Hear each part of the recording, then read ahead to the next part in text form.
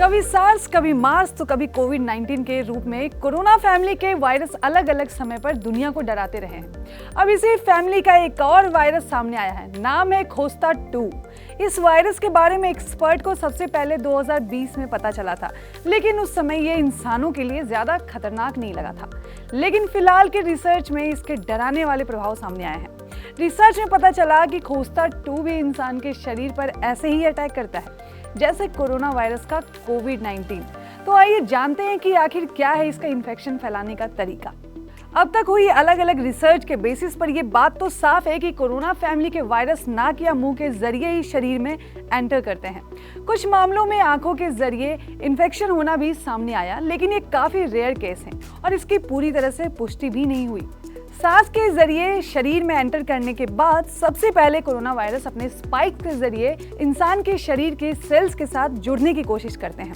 आपको बता दें कि इनके स्पाइक्स एक खास तरह के प्रोटीन से बने होते हैं और वायरस के हिसाब से इनके स्पाइक्स की शेप अलग हो सकती है। स्किन सेल्स को डेड करने और डैमेज करने के साथ ही कोरोना वायरस अपनी कॉपीज भी बनाते रहते हैं। यानी अगर शरीर के अंदर सिर्फ एक वायरस ने एंटर किया है तो वो देखते ही देखते कुछ ही घंटों या दिनों के अंदर अपनी इतनी कॉपीज बना देगा कि पूरे शरीर में फैल जाएगा। इस तरह पूरे शरीर की इनर सेल्स वायरस की चपेट में आ जाती है।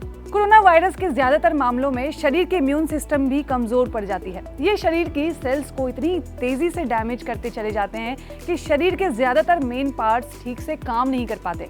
जैसे लंग्स के जरिए शरीर को ऑक्सीजन पूरी तरह नहीं मिलेगी तो इसका सीधा असर ब्लड सप्लाई पर होगा।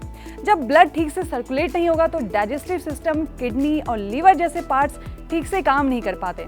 इन वायरस के अटैक के कारण स्मेल और टेस्ट भी चली जाती है। सुनने की कैपेसिटी भी कुछ हद तक कम होने लगती है। इम्यूनिटी का कमजोर हो जाना और बॉडी मैकेनिज्म का बिगड़ जाना एक बड़ी वजह है कि कोरोना इन्फेक्शन के बाद रिकवरी के लिए बहुत ज्यादा समय लग जाता है। आपको बता दें कि इसका भी रिश्ता कोविड की तरह चमगादड़ से है। चमगादड़ पर एक ही समय में एक साथ 100 से भी अधिक वायरस सरवाइव करते हैं, लेकिन फिर भी इसे कुछ नहीं होता। इतना ही नहीं, कुछ देशों में तो चमगादड़ को खाया जाता है और इसका सूप भी पिया जाता है। लेकिन कोविड-19 का कनेक्शन भी चमगादड़ से ही मिला था और अब खोस्टा 2 का खतरा भी चमगादड़ से ही सामने आ रहा है। और इसी तरह की जानकारी के लिए जुड़े रहिए हेल्थ लाइव के साथ।